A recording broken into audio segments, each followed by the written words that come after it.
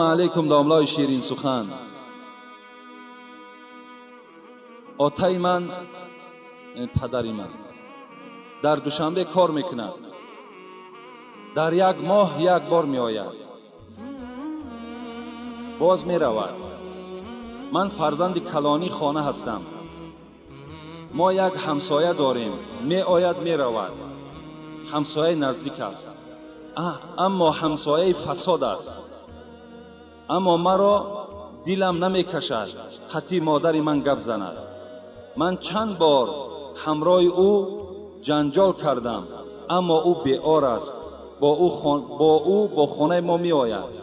هر روز او را من می بینم، در غضب می آیم.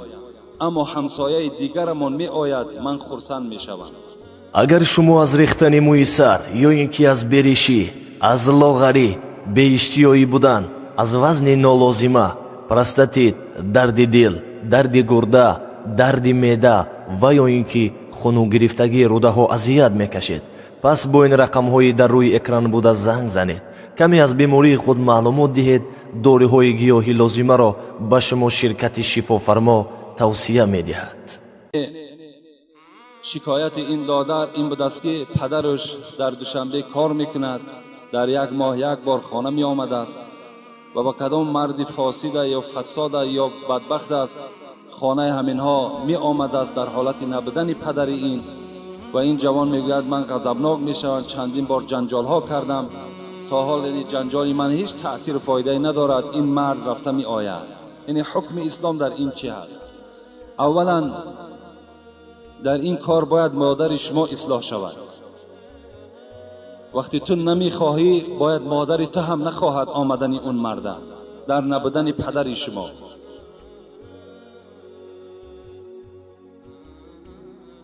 این لکم علی نسائکم حق ولنسائکم علیکم حقا.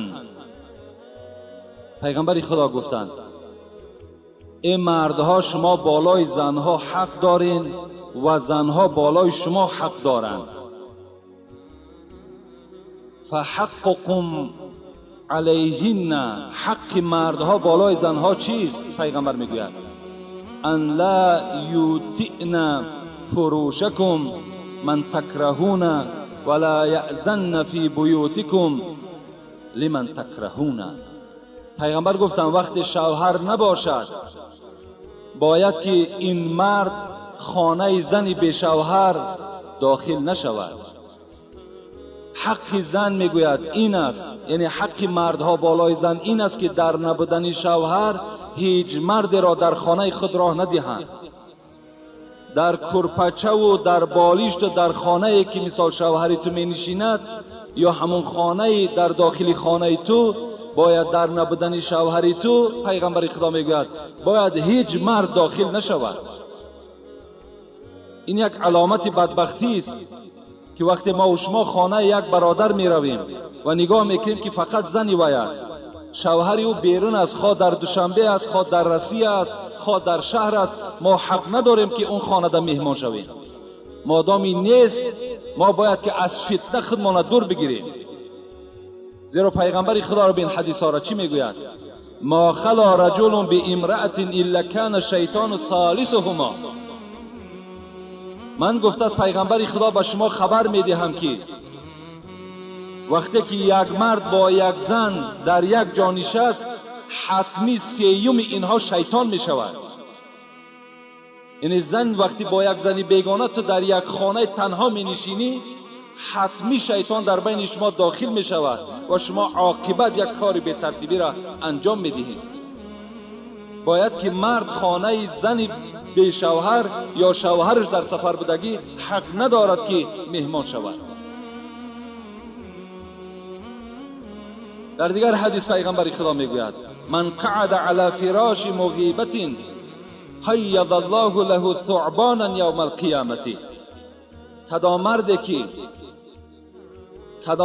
که از نبودن شوهر همسایه استفاده میبرد و شوهر او را دور میبیند و به خانه او داخل میشود به نیت تجاوز، یا با نیت بده، قیض الله له ثعبانا یوم القیامت.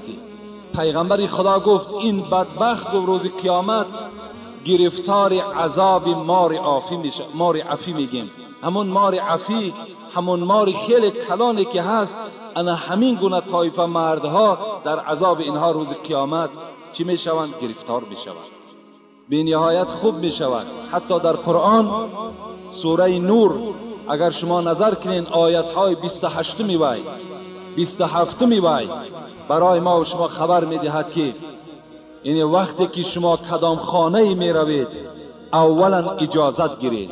بین امروز همون گاوهای بیشاخبان بسیار است بین ما و شما، دیگر نه دروازه در تق تق دارن نه صدا دارن، راست به همون خانه چکار میکنن؟ حرکت میکنن. انامین آیت های 27 و 28 سوره نور وقتی میگد یک زن پیش پیغمبر خدا آمد و گفت ای پیغمبر خدا من در خانه خواب هستم و خانه مرا مردها کشاده میکنند، راست به خانه من داخل میشوند، این کار برای من بسیار نفرت آور است، علاجش چیست؟ همین زمان همین آیت فرامد.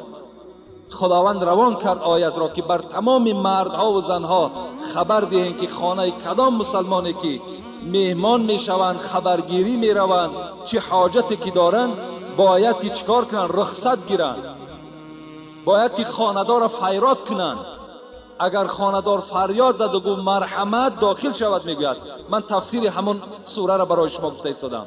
و الا اگر گوید که پس گرد، خدا میگوید که اگر مبادای از خانه گفتن که پس گرد، پس گرد میگوید. شما حق ندارین که خانه هر آدم به اجازت داخل شوین. خانه هایی که امروز زنگوله دارن، زنگ دارن، همون خودش رخصت است. و یا وقتی که زیر میکنین خانه‌دار درکدار کی شد، همین خودش رخصت است.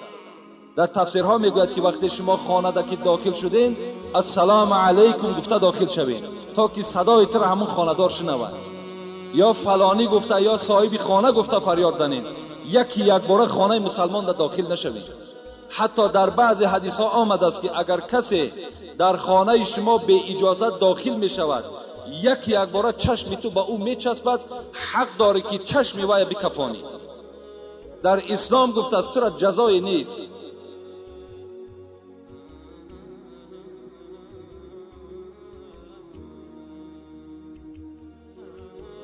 وقتم تمام شد.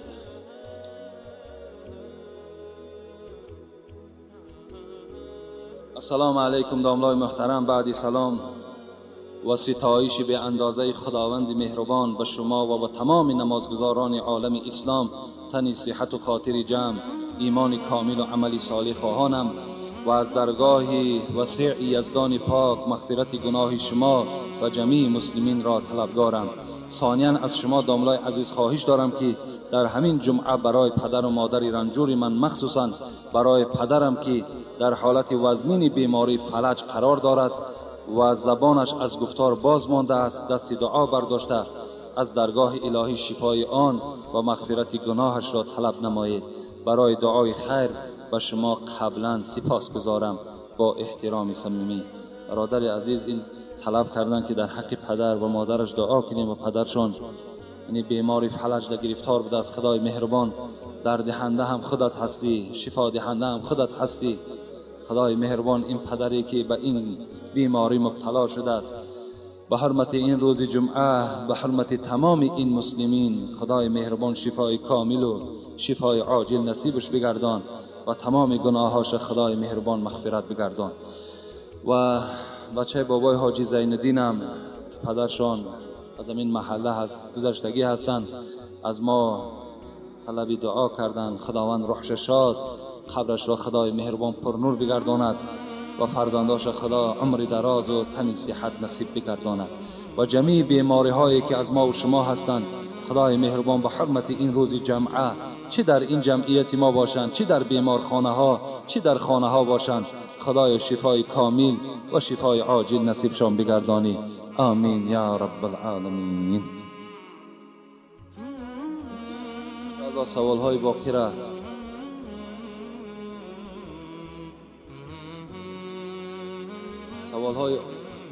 یعنی باز هست در خانه و باز نزد من کمی باقی ماندن. انشاءالله این سوال ها باور کنیم بسیار مفید است برای ما و شما، بسیار لازم است.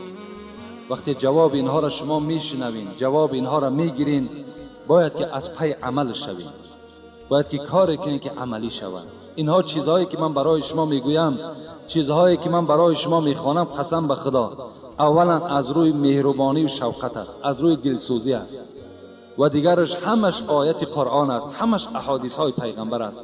هیچ کدام این ساخته من نیست، هیچ کدام این فکری من هم نیست. من نه ساخته دارم باور کن، نه قدرت حتی به همین قیاس به عقل دارم. آن چیزی که برای شما میگویم این خبر از خدای شماست، از پیغمبر شماست.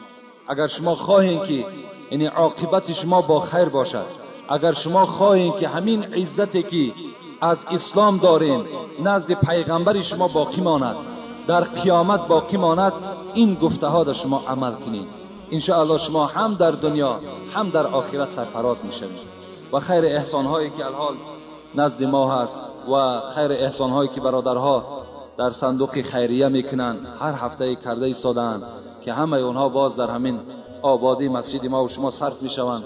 خدای مهربان این خیر احسان ها را به درگاهت مقبول بگردان و دولت این برادرها را خدای مهربان باز هم زیادر بگردان و توفیقشان را رفیق بگردان و از جمیع تهمت ها و آفت ها خدایا در حفظ امانت نگه بدار.